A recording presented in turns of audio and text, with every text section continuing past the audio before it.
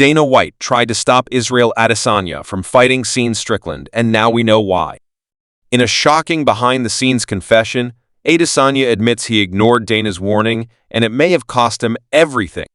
After a stunning loss that shook the MMA world, Jon Jones has now stepped in with his own powerful response. What did Jones say? Why was Dana so against this fight? And is this the beginning of the end for the last stylebender? This is the kind of trauma UFC fans live for, and it's only getting started. Before we dive in, don't forget to smash that like button, subscribe to the channel for more explosive UFC updates, and drop your thoughts in the comments below, because what you're about to hear will change how you see Israel Adesanya's career trajectory forever. Let's get into it. Ladies and gentlemen, fight fans from around the world, what if I told you that one of the greatest middleweights of this generation may have been warned, point blank, not to take a fight and chose to go through with it anyway? And that decision would go on to spark a downward spiral that has MMA analysts, fans, and even UFC legends questioning everything. Welcome to the shocking story behind Israel Adesanya's unexpected UFC downfall and why Dana White saw it coming before anyone else did. Let's rewind the clock to the lead-up to UFC 293. Israel, the last stylebender Adesanya, former middleweight champion and one of the most dynamic strikers in UFC history, was itching for a fight.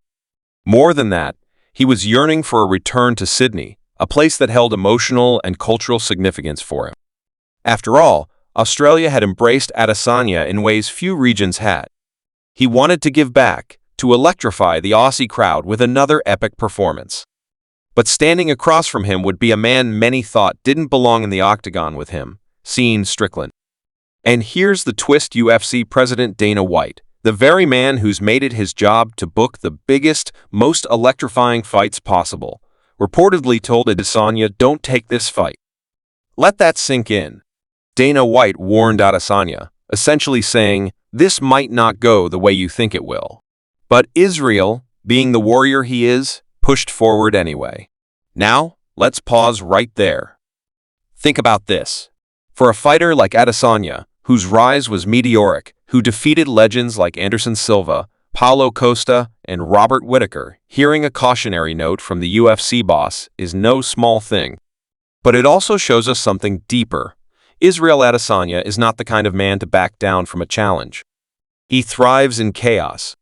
He thrives when the world tells him not to. That's what made him a champion in the first place.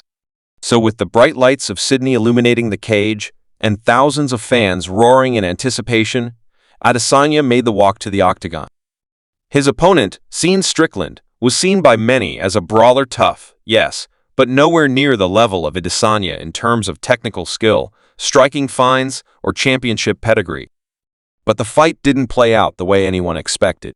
From the first round, Strickland shocked the MMA world by walking Adesanya down, applying relentless pressure, and neutralizing his kicks and counter-striking. Adesanya looked hesitant, even confused. The rhythm was off. The timing wasn't there. By the end of 5 rounds, there was no question.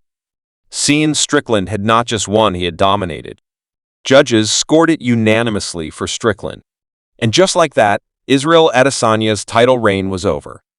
After the fight, a visibly humbled Adesanya stood before the media, reflecting on his decision.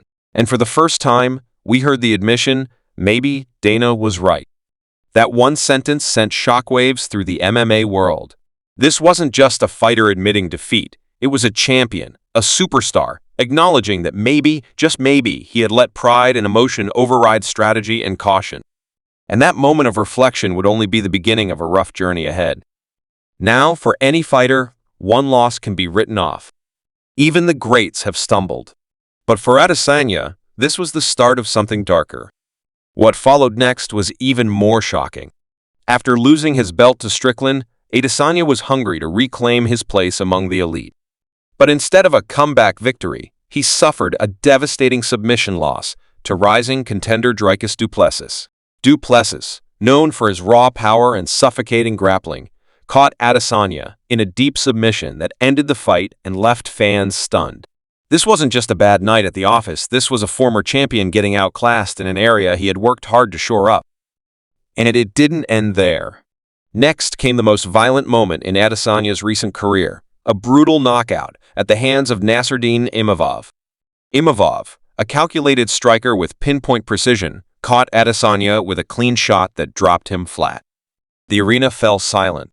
For the first time since 2018, Israel Adesanya found himself in a non-title, non-pay-per-view bout, an unthinkable reality for a man who once headlined some of the UFC's biggest events.